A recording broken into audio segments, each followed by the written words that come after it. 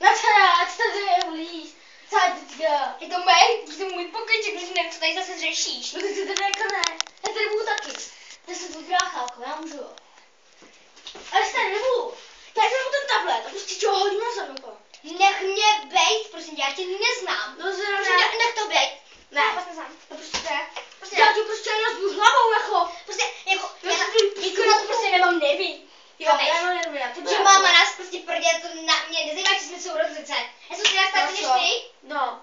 Tak na ne. Ježi, buď malinký, co tady meleš? Co tady meleš? Hele, mám tady vedle sebe Hele, mě je 13, jo. Hele, mě 15, jo, co je? Takový malý, jo.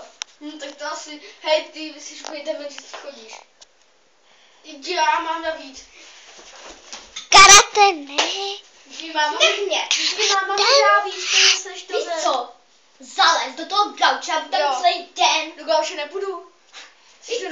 Mě to nezajímá, že jsi můj sourozenec. No, a mě nezajímá, že jsi můj golf, mě to nezajímá. Dobré.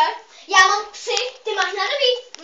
Vy násičko máš i kuchyň, mě to nezajímá. No ty budeš dělat všechno. Máme, jako znáte všechno, musím dělat. No to teda budeš, no. Budeš. Říkám. A jako nebudu. No to nebudeš. Já jsem starší, takže já si můžu dělat, co chci. No a co, já taky. Až konečně vypadám z toho baráku, tyjo. Ale jako co, že jsi starší? A co z toho posrat?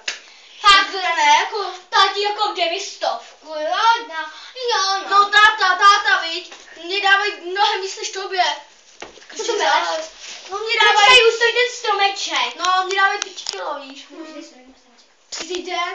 No, Já ty jich pane. nedávám. Nech mě bej, nemůžu to tady zdobit. Co jako... Co?